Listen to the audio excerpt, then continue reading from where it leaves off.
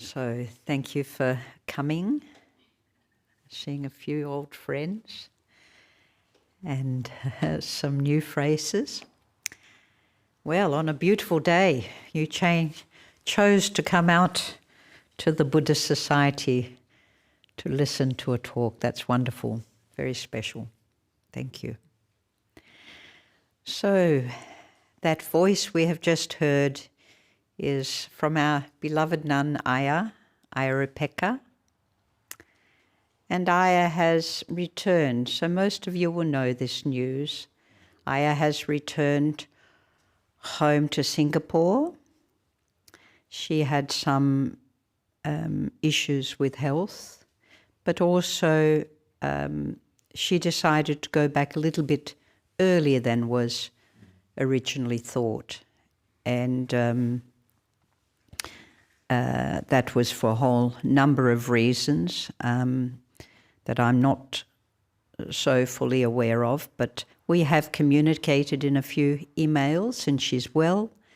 She's having treatment, and she's going into a 3-month retreat where she can really settle back into her practice and develop her equanimity, her loving kindness, her strength of concentration. For so many years, Ayya has worked really tirelessly for the development of the Newbury Monastery. I've known Ayya now for over a dozen years, about 13 years or so. We met at Santee Forest Monastery, where she was still in her Mahayana robes. And however, she had asked Venerable Sujato at the time if she could become a Theravada Bhikshuni, as she wanted to do something for helping the development of the Bhikshuni in Australia, the Theravada Bhikshuni in Australia. And so she came with that intention. She came with that very good intention to do something to help with the development of the Bhikshuni order in Australia. It had already established itself in Perth and was, there were nuns being ordained at Santee Forest Monastery. I went several times at the request of Venerable Sujato to help in the ordination of Samanera, and some of those Samanera went on to become Bhikshuni. And so I met Venerable Jag at that time at Santee Forest Monastery, and Venerable Jag also had some very good intentions and interest to develop a monastery here in Victoria. And so Ayya and Venerable Jag came to Victoria, and Ayya settled for a year or so in what was the first established BSV nunnery at Sangamitarama. So I was there from the inception of that, the inauguration of that, and helped with the first nun and some of the subsequent nuns who came to stay there. And Ayya and Venerable Jag, from the time they came here to Victoria, had a dream of finding somewhere to create this monastery. And I helped them in little ways I could, researching and looking for ideal locations. And they found the site at Newbury to be very suitable. I thought at the time it was very large, very expensive, beyond the budget. But you know, it takes a big mind to think beyond the limitations. You know, that is quite brave to jump into something from a vision, an idea that you have, where, you know, you have to raise a lot of funds, you have to work very hard. But the particular structure had some facility. I had actually given a retreat there when I lived down in Dalesford, so I knew the property. And as many of you know, it was once a film set for a lot of the old Australian movies. But, really, Ayya's story, I want to reflect more on Ayya. Ayya had her ways of doing things and quite strong motivation, strong intentional motivation. And I saw that in her very early on, which created in various people who came and left, some friction, you might say, or, Ayya felt it is better to do it this way and stuck with her purpose. Tremendous admiration to stick with your purpose and see if you're going to lead something, you have to lead it. You have to work with, as she always said, you work with your conditions, both inner and outer. And I give her, in hindsight, a lot of respect for staying with her intentions. And of course, others came and contributed. And a lot of building. Venerable Jag at the time did a lot of work, a lot of physical work, a lot of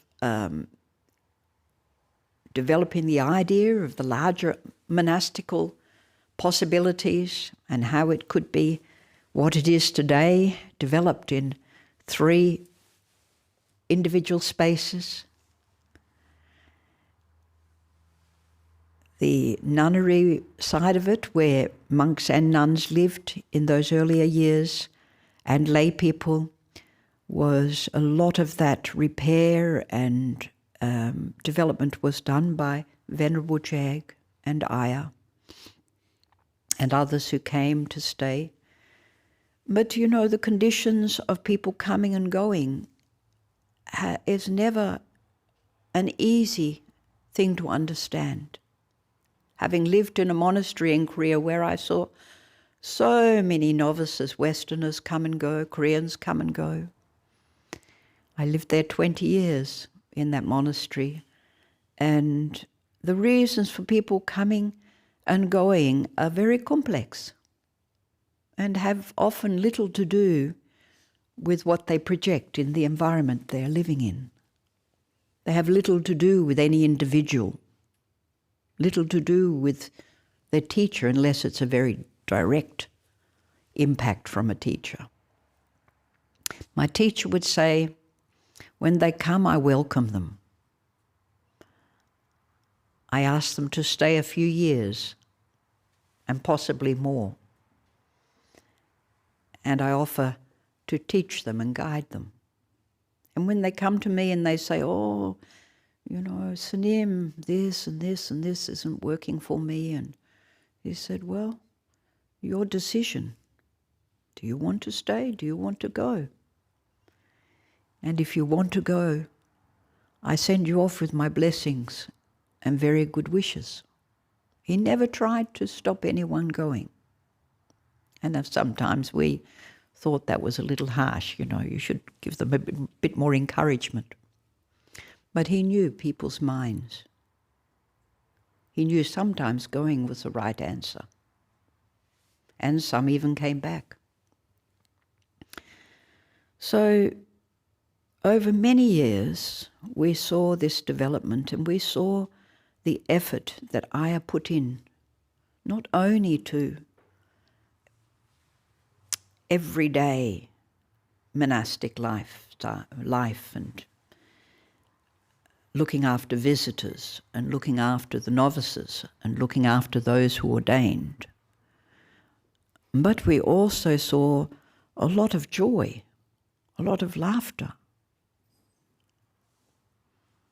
I never had an argument with Ayya. I had disagreements. She asked me once to teach for a week and to offer an opportunity for everyone in the community to sit together and bring forth their ideas, their complaints, their hopes, their fears. And I was to be a mediator. And for 1 week we sat and we did this project. I had a system to work through. We all had a say. We all had a dream. Everyone had a dream of what they wanted out of that place. And you know,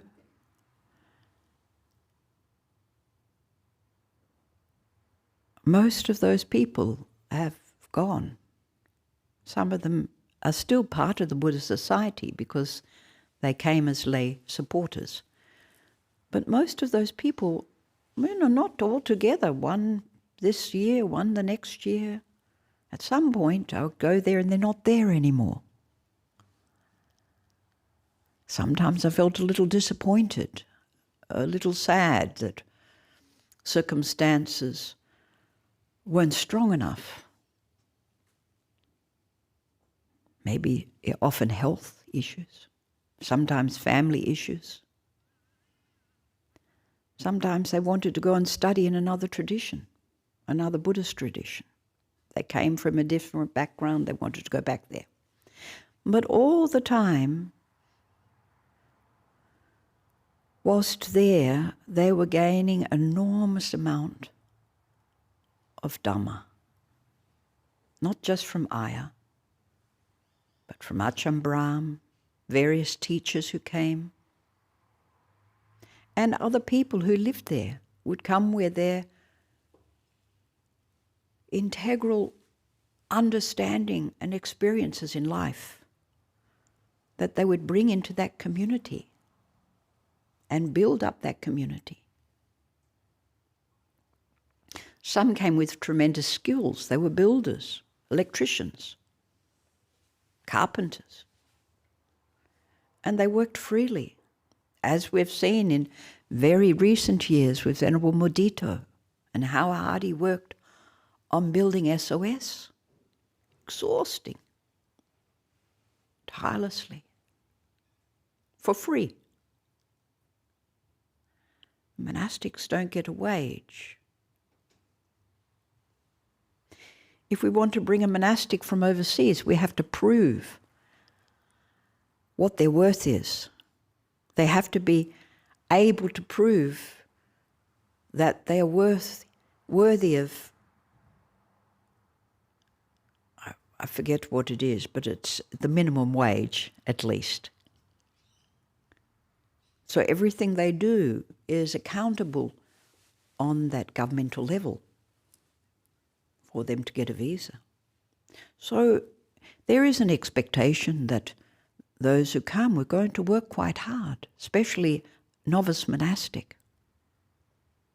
In Korea, you work very hard. Morning to night, there wasn't sometimes much of a distinction. It wasn't an 8 to 5 job. But you worked hard also on your studies, on your deportment, on learning to live communally.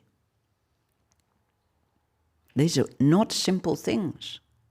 Just as like when you go to work in a company, you have to work very hard to show that you're worthy of that position, that role, and that you can get on well with people in that company. Otherwise, you don't sustain that job. But no one sent you away. I didn't hear of anyone being sent away.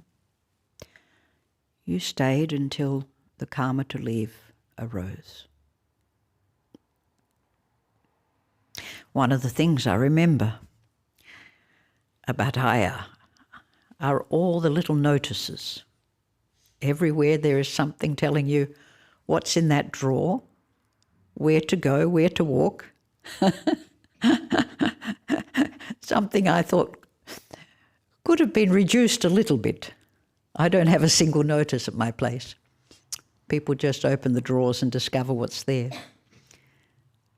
But we all have our different ways of doing things. And that was one of Ayya's ways. And I think with so many people coming every day, every week, every month, can you imagine the numbers of people she had to greet and meet and talk to?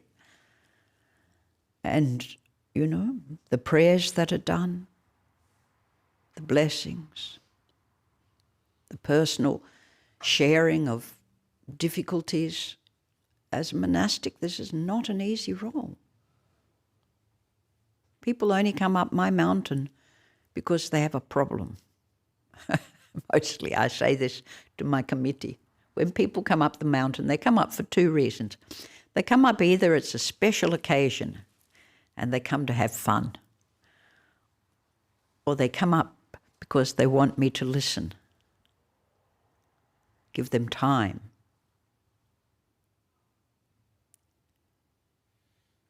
To have space, to have quiet, time to reflect, time to meditate.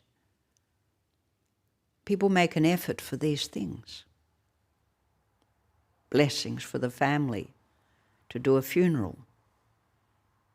All of these things in monastic life, from my experience, take a lot of energy, a lot of time. So I give a lot of deep regard, heartfelt gratitude. We shared a lot. You know, nuns, who you're going to tell your problems to. You tell them to another nun.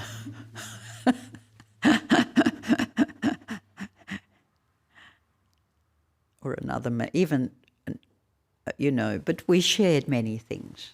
And I'd always ask Ayya how it's going, and I'd call her to see. Sometimes I went to stay for a few days. And she was always incredibly generous and grateful. One, that I came, and that I was always very grateful for her kindness. Always when I went there was someone looking after me. They'd been trained so well that they didn't have to ask anymore. That everything was done very carefully, very smoothly. But whenever I was sick, I would call and say, please come and stay. We'll look after you. There was never not a call. Even if I hadn't said to her I was sick, somehow if she got that message, there was always that invitation. So I send my very warm regards to Ayya. I hope our friendship can grow even though she's not so close. I actually really hope she will come back. But as Ajahn Nasarano said, they really notice she's not there. They can feel the energy is not there.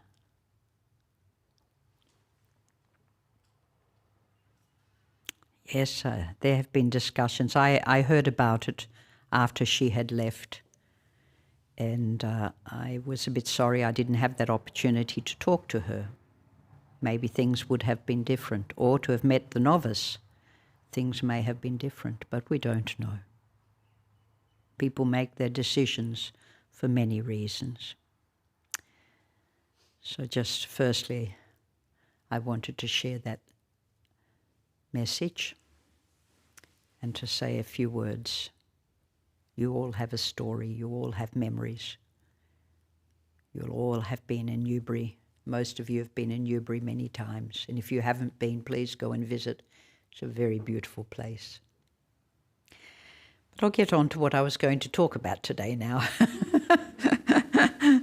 But it ties in because I remembered something I had studied in Korea, which was about the 8 trainings for a novice.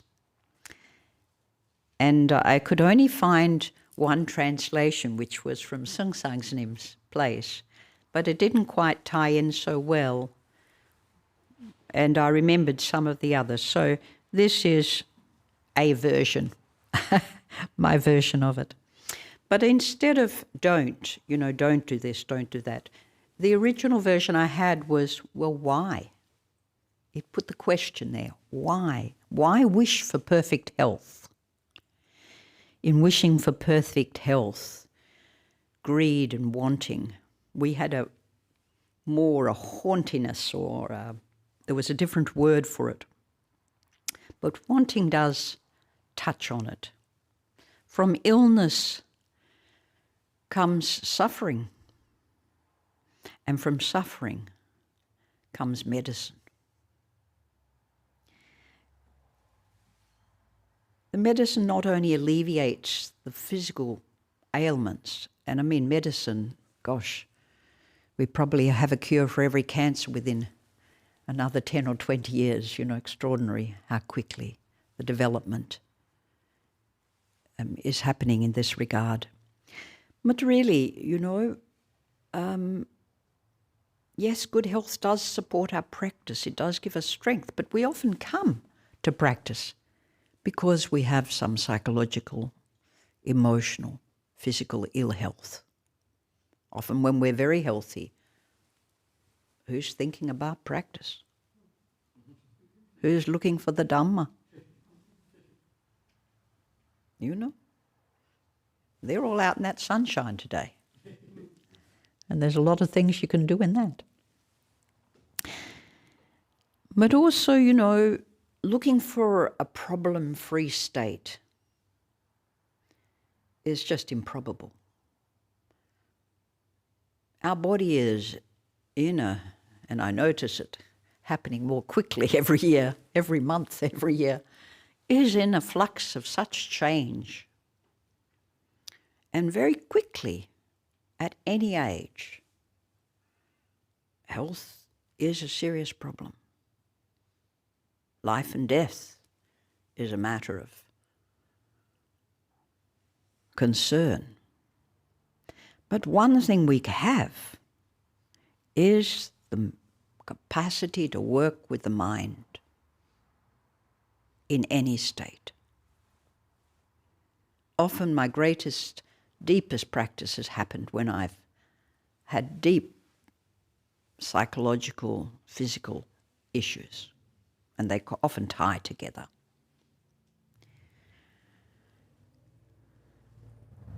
Instead of seeking this pain-free living, Buddhism emphasizes an understanding of the causes and conditions in regard to physical and mental difficulties.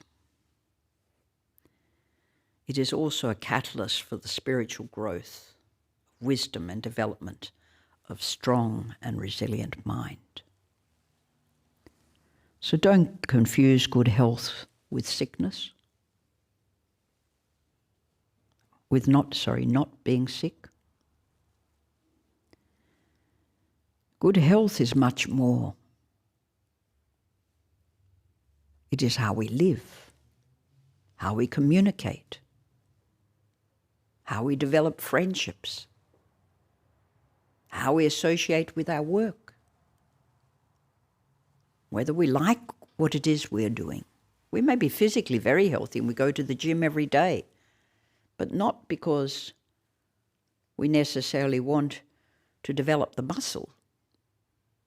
We might be going to de-stress.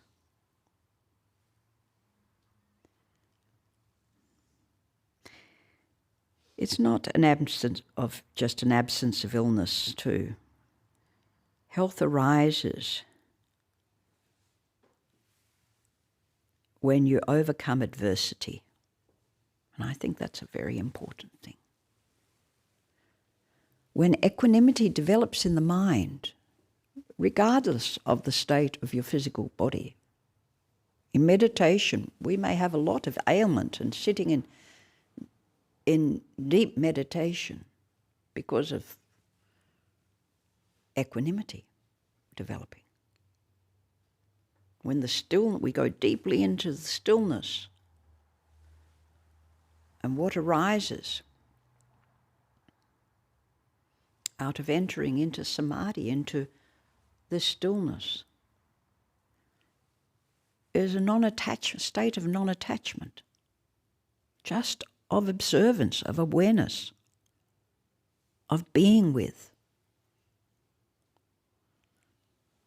And here in this state of balance, mental balance, mental stillness, mental equanimity, physical and mental. I mean, certain amount of body is required.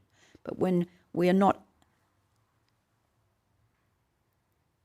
tortured by a body, you might say, when we're not actually fully absorbed in the issues in our physical body, the body has an ability to sort of liquefy in a way, to flow. The energy flows. When the mind flows, the energy flows. And this creates a state in this flow of movement, things not being static. And we unstick, we unbind, we unattach to conditions as we thought they were or are. So it's not just an absence of illness. We're actually always in some state of illness. There's something eating something in our bodies all the time. There are cells that are surviving and cells that are in demise. Why hope for a life of ease without difficulties? As a monastic, this is something you do learn. And you learn a lot of patience with this. We don't choose who it is we want to live with, usually. You go into a monastery, you don't know who's going to walk in that door the next day. You don't know who your superiors are. I mean, as a person. You don't even know who your teacher is as a person. Very interesting thing that sort of, I heard this the other day. For real love to happen, you need two things. One is a spark, a fire of attraction. But the spark, the fire on its own, is not enough. It can consume you. It can destroy. So a lot of people who madly fall in love, you know, they come out of the relationships very, very upset and very hurt. So a spark of wisdom, meeting a master who has great radiance, great beauty in their presence, can say something in a moment that's so, we say the word nalkara, so sharp, like a sharp knife that slices through you in one word. Very popular practice in Zen because it's something that slices the ego away in that moment, the sense of self in that moment. But what it does, it removes the lazy, self-centered mind.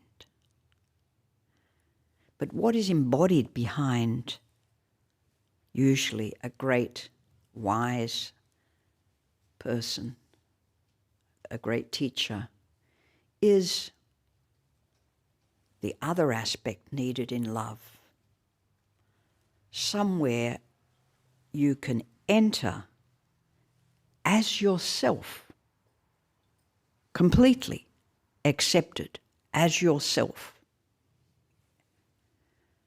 Nothing is put on you, and you can rest in that wisdom, that radiance, that love, the big love I'm talking about.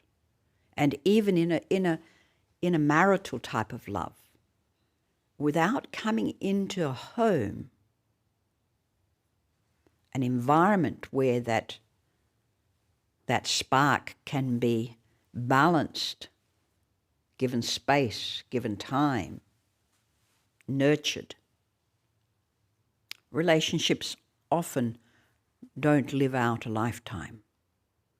But where somebody can be and grow as themselves and be loved for who they are, respected, then that love grows. That spark grows.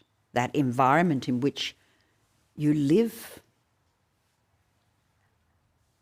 develops into a home.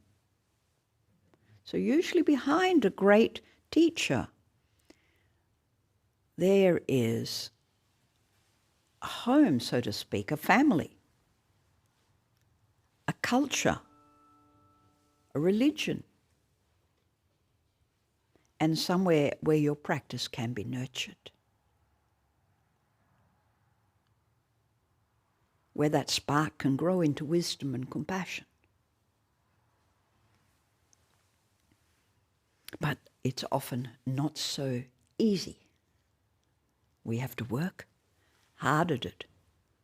When you go into a monastery, you're just become like a child again. And you relearn. You relearn how to walk and talk and communicate in gentler, kinder ways. Not always, you know. People who know me know I can throw out a little flame from time to time, but it doesn't burn. It doesn't hurt. It's not intentional in that way. It's more of a corrective thing. So life without difficulties can be a very lazy, self-interested life. Grasping, quickly judging, undermining. So until we can see a practice that helps us to understand the roots of our anxieties, our fears,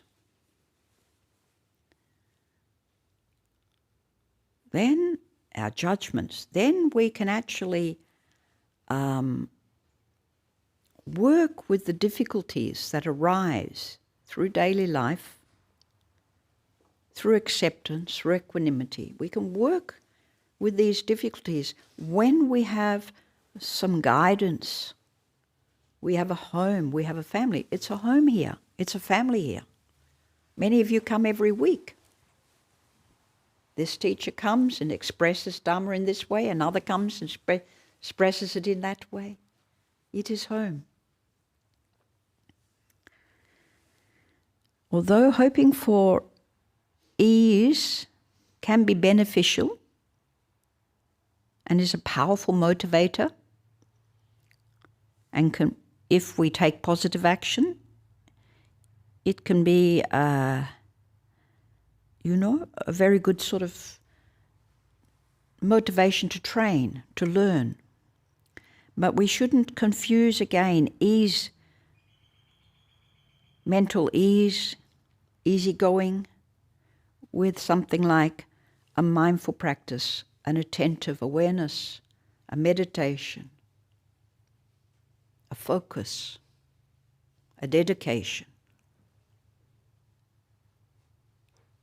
a study, a learning, a training. We can't confuse.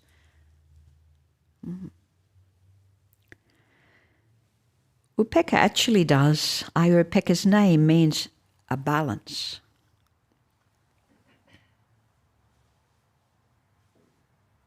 Equanimity. It means equanimity. And its characteristic is to arrest the mind before it falls into extremes. That's a really interesting statement. Arrest the mind. Take hold of the mind before it grasps onto things so strongly that it creates divisions. It creates a fight. It creates a struggle. So it is to arrest the mind. So Ayya's name was the thing. Our names often are what we need to practice. She had to work with that very hard. And she did. She learnt a lot. And maybe she needs a little rest now. Don't expect your practice to be always clear of obstacles. Without hindrances, how can the mind seek liberation? Attain stillness and freedom amidst disturbance, amidst the conflict. Where is the mind that's still, centered, amidst the flux? It's like going into the marketplace and not being distracted by... The Korean marketplaces are great examples because there's people chanting for you to buy their product, you know, banging something, making as much noise. Anyone who's been in Asia sees this, but Korea particularly is very vocal, and they have a rhythm and a music to attract you to buy a scarf or a pair of shoes, or, you know. They're all competing. So it's very noisy, a marketplace in Korea. And then all the smells, animal parts, food being made in the street right there in front of you. Kimchi, strong smell. When you have 50 kimchis in the size of this room, you know, it's a very strong smell. You know, so how do you go into a marketplace and not be distracted? How do you sit in a bus, in a train, on a boat? You know, they make the boats especially to attract all your senses and your attentions. That is, as a monastic, every day people come, not my monastery, mind you, in Newbury, they come and they go, they come and they go, they come and they go, they come and they go. This day we're doing this, that day we're doing that. Then there's the practices, getting up at 4 in the morning, sometimes sleeping at 11 at night, you know. There's a lot of things happening. People offering dana, wanting blessings. How do you stay centered, integral? That's not an easy thing. The Buddha taught the 5 hindrances, about the 5 hindrances. Each hindrance represents a common mental obstacle that can disrupt not only our meditation, but our equanimity, our equilibrium of mind. If we have extreme cravings from one or the other or all our senses, then sensual desire, our desires for intoxicants, for at the moment, you know, tablets, phones, you know, screens. It's a very strong sensual desire. What it does to the mind is the mind is always latching on. It always believes there is something it must have. And it's a very, very obstructing issue for mindfulness, for meditation. Ill will, the feeling of disgruntlement and hostility, and there's always a problem. Some people always have a problem with themselves and with the world and with other people and with things and their place and their food, and it's a flux of this agitation that doesn't rest. It just clouds the focus, clouds our judgment. Sloth and torpor, the state of physical and mental lethargy, often this is a medical issue. There's often a medical health issue behind sloth and torpor, psychological thing, as they're finding with ADHD and the other extreme of, you know, constant on the go. Restlessness and remorse, an inability to calm the mind, leading to the lack of concentration. Restlessness, agitation of mind, always wanting something else. You get to watch the mind like this in a monastery. It doesn't stop. You see it. After a while, you actually see it. You're working, you're walking, you're eating. It's there. You can see. You can almost grasp it. You can almost pull it back in line. And sometimes you do. Not because you're sitting in meditation, but you're in that environment. If you came here every day, it'd be wonderful if you could. Every day you come and sit. You would see it. Every day at home, meditate. You will see it. It won't change. It won't, but you'll be able to recognize it in that recognition. It does change. Slowly dissipates. Skeptical doubt means, now there's two doubts. In Korea we have what's called the great doubt. The great doubt is where all doubts become one. And the mind is totally coagulated, concentrated in one place. We call that the great doubt. But skeptical doubt is what the Buddha talked about. It prevents a commitment and progress. We're all the time not sure. Well, you know, he sounds good. She sounds okay, but no, I'm not, you know. It's like Ajahn Brahm talks about the one brick in the wall, you know. It's very interesting. I believe shortly after Ayya was deciding to leave, she came out of her practice, and then suddenly people start to look at all the problems that may have been there. And they're looking at all these odd bricks in the wall rather than seeing the Great Wall of China, you know. Not that extreme, but, you know, all the good things. We very quickly focus on what we have to fix. And I'm going to be the one who's going to fix it. Me and my friends are going to fix it. I mean, no one can fix it. The only person who can fix anything to do with me or Ayya is me and Ayya, you know. And you. The only person who can fix your issues is really you. Even a societal issue, even a monastery issue. Yes, the community.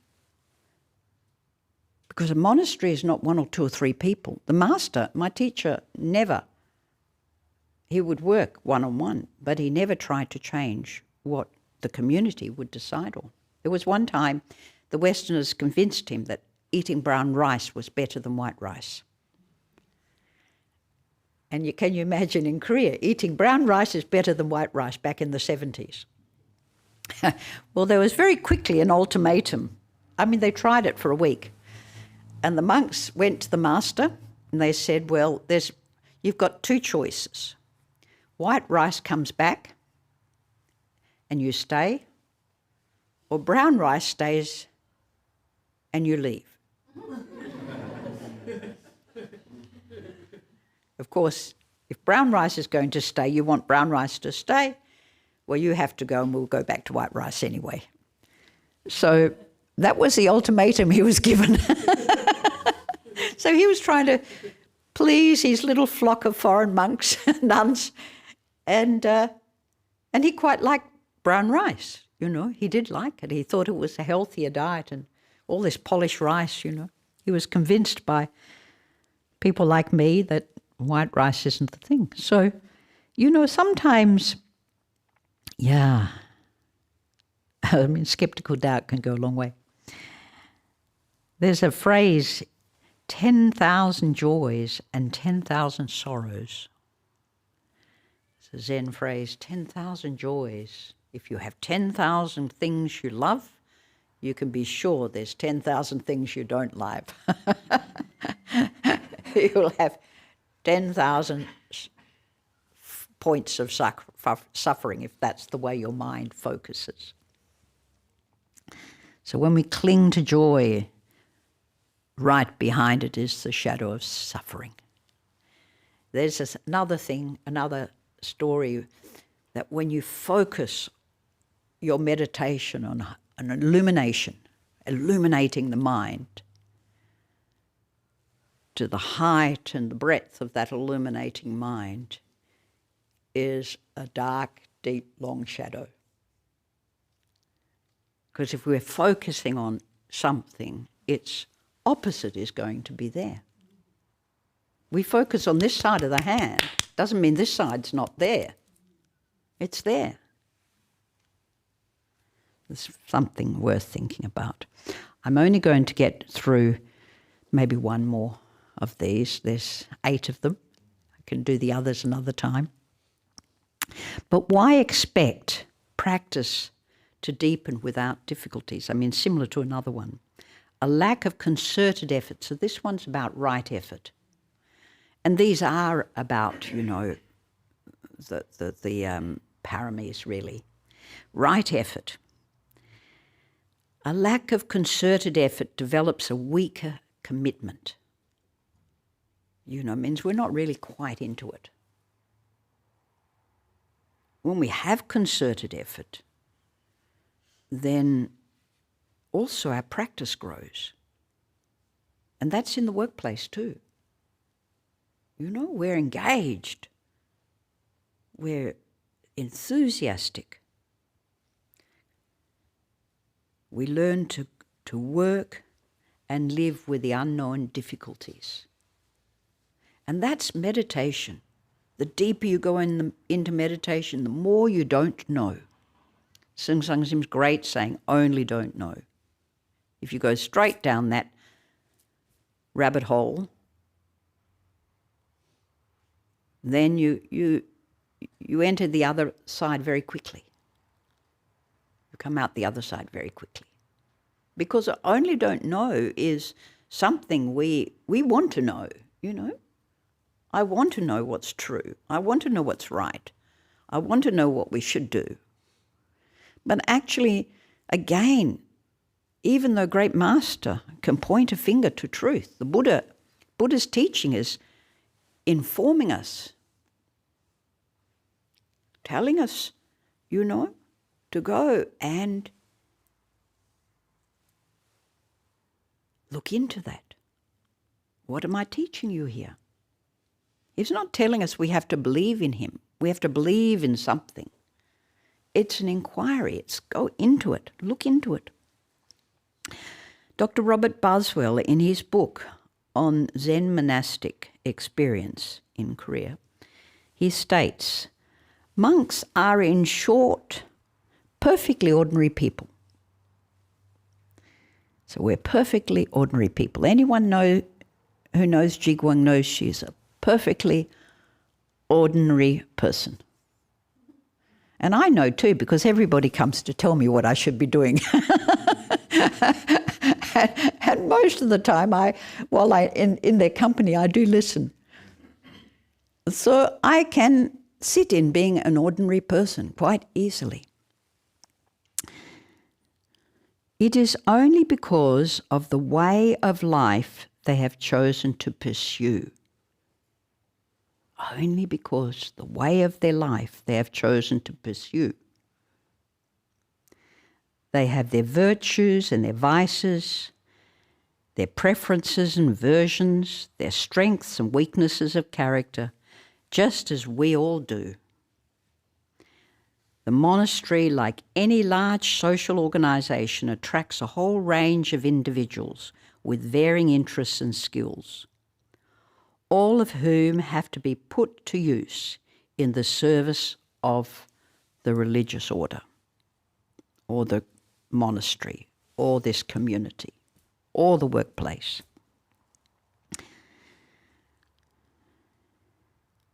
The Buddhist monastic life must be wide enough in scope to be able to accommodate these various types and make them productive members of a religious community or spiritual community, whatever, philosophical community. And what's so interesting here is when I reflect back on those who came as novices, and you often don't know what they have done prior coming, and often they're very young and haven't done very much. But as their monastic roles develop, you start to see they have certain talents. Some really were very happy working in the office, on the computers, doing all the statistics, the demographics, the programs, whatever, the posters. Others were actually really quite good builders. Some were very much into just studying, meditating, or reading sutras. But everybody finds what it is in that monastic or in that society where they fit. Whether it be a monastery, whether it be a club, whether it be a family, you find over time how you fit. And the point is, what you give of your skill is what supports that environment, that place, as one, as a whole, not as an individual, but you support everyone as a whole. So I just want to finish on that. It just says in monastic life or through Buddhist studies, meditation, etc., monastics and lay learn how to navigate these challenges and guidance with practical tools. We build a steadfast mind through attentive awareness and by integrating our mindful practices, our meditation practices into daily life, and embrace and enhance the clarity of mind and spiritual growth to face and overcome the hindrances. So I will end there, but my point in saying this is it's very hard to judge not only another person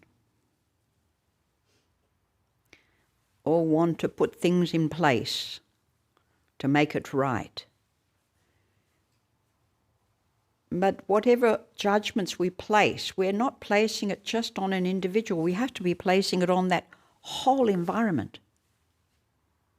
Because we don't live in isolation and separation. Things aren't done because of one person, even a great master.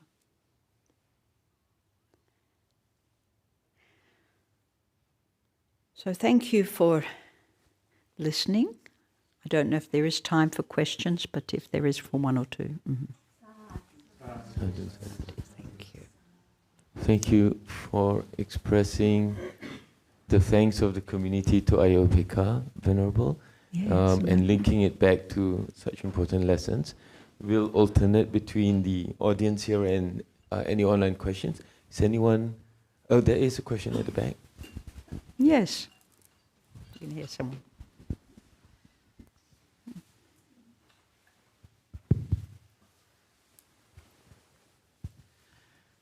Thank you very much, Venerable. That was quite an insightful and practical talk.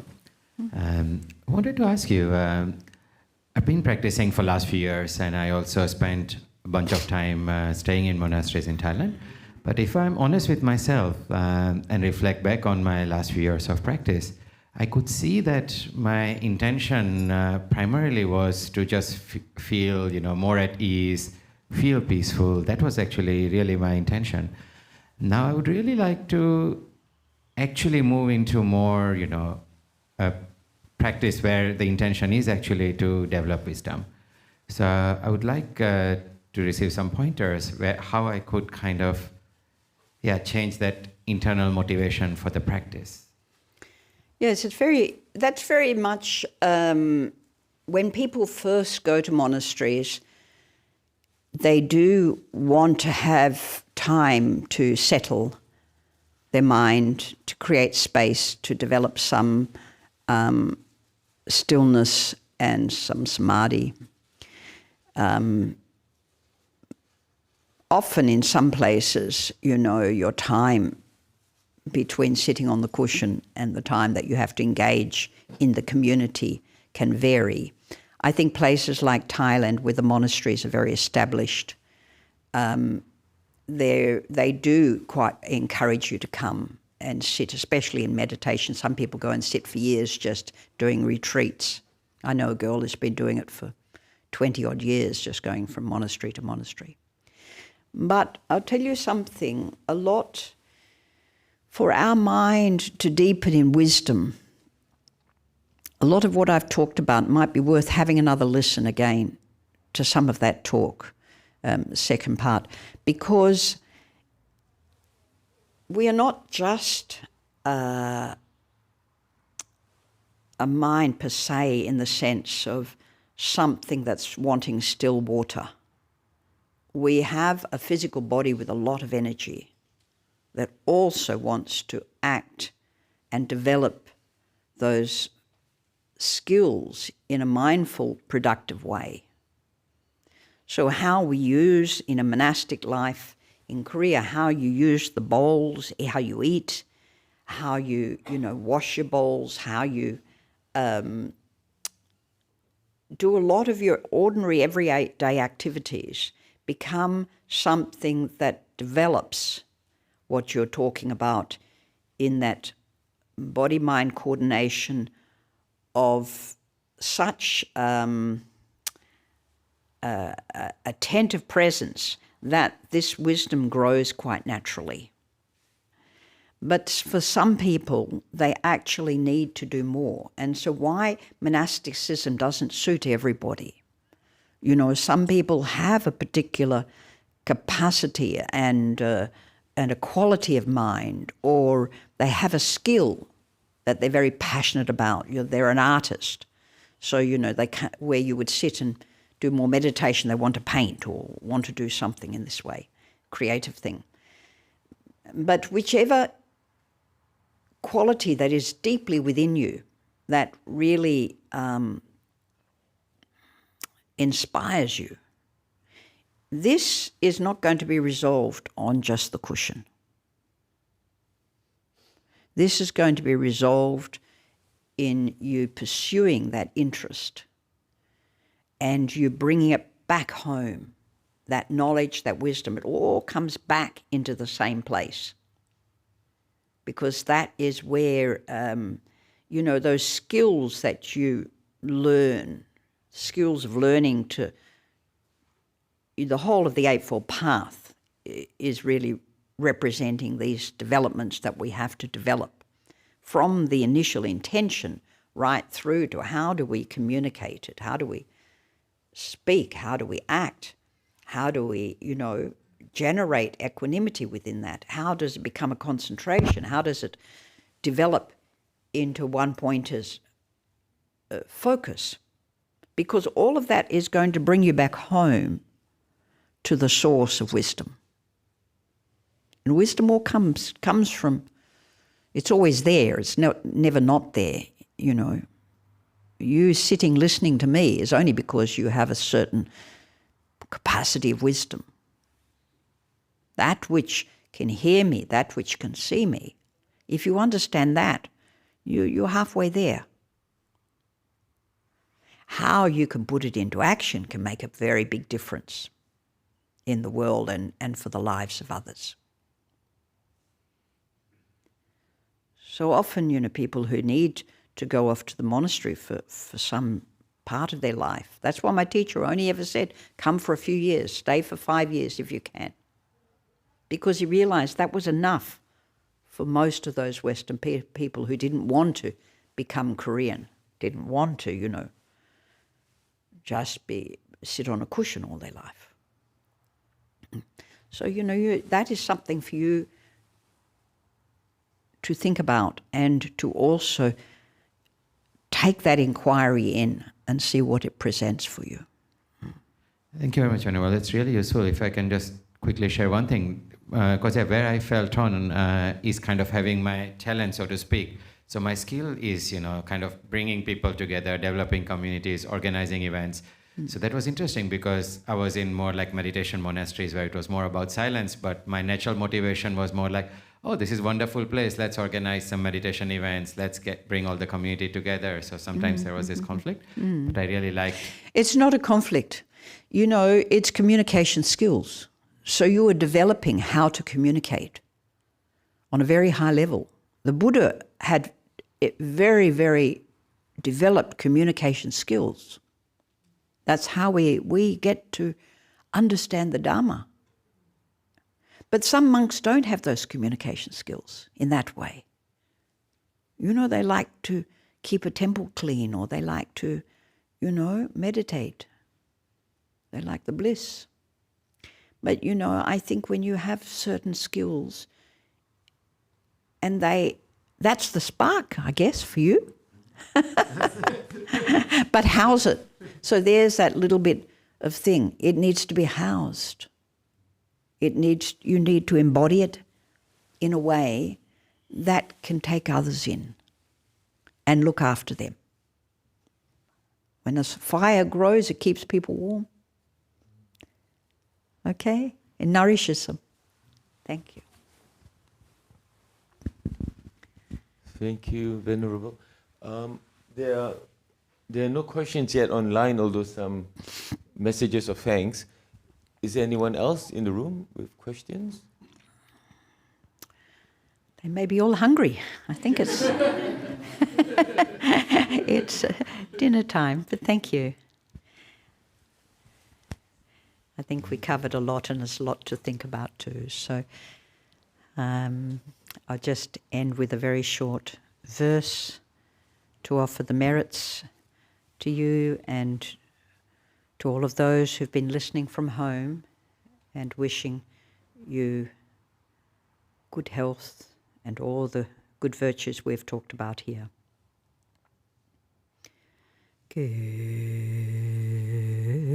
Kyang Chonghye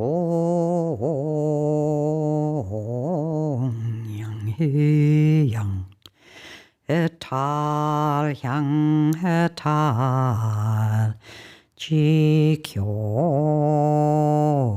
Yang 광명운대 준빈법계 공양시반 모리양 불법숭 온향진원 움바라트비 움바라트비 옴바라트비아홈.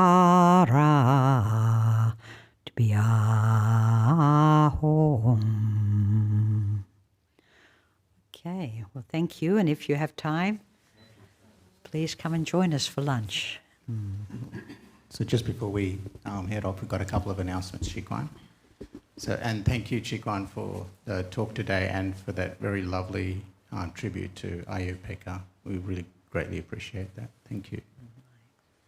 And also for those who would like to support Chikwan, she, as I mentioned, she does come down from Kinglake, come down from the mountain, from Kinglake to offer these talks to us. So if you would like to support her, we invite you to place your donation. There's a donation box with her name on the back of at the back of the hall. I'm sure she'd greatly appreciate it as well. Thank you. A couple of announcements here. So we've got the robe offering ceremony. So the date for that has now been set. So that'll be on the 20th. So that'll be on Sunday, the 26th of October, at the retreat centre at SOS. And also another one here is on a survey. So we're just inviting the community to participate in this. This is a large-scale survey of Buddhism in Australia. The survey aims to gather insights into the experience, beliefs, values and practices of Buddhist adults who are 18 and above living in Australia. If you'd like to participate in that or you're more interested in that, please refer to the newsletter for more details, which also contains a link to participate in the survey. It's not run by the Buddhist Society of Victoria, but it's a greater study on Buddhism in Australia. Also, the next fortnightly sutta discussion, so the next one will be led by Bhante Sankamiji and Ayya Santa this coming Saturday, the 20th of September at 7 p.m. Melbourne time on Discord. You can see the newsletter or check the website for a link to that. Also, for our Cities End group, our young adults group, they are hosting a community food drive on Sunday, the 5th of October from 9 to 11 a.m. Please bring along donations of non-perishable food items, for example, can or soup, jams, peanut butter, pasta, and so on. The collected items will be donated to a local charity to assist those who are in need. So we'd really appreciate your help with that. Upcoming events, so we've got next Saturday, which is the 20th of September, Ajahn Sadhara will be leading a one-day retreat here at the Buddha Loka Centre from 9 a.m. to 4 p.m. This will not be a silent retreat. This is part of the Discover Buddhism series, but there will be times when there will be some noble silence, which will also include a silent meal practice as well. So if you'd like to attend, please bring along a plate of food to share. So it's a little bit different to our normal monthly Saturday retreat. So please bring a food plate to share. Okay, so this week's teaching program, Monday night, Ajahn Sadhara tomorrow night, he'll be offering the meditation at 7:30 p.m. here. And then on Tuesday nights, there'll be a lay person-led meditation again at 7:30 p.m. And then next week's teaching program, the Sunday Dhamma talk will be offered by Ajahn Nisarno, and also Monday night will be offered by Ajahn Nisarno. And that's it for announcements. Thank you very much. Got a photo. We've never ever had a photo. Thank you. Thank you very much, Srijit. Thank you, Chikwan. Yeah. Thank you, everyone. And please join us next door.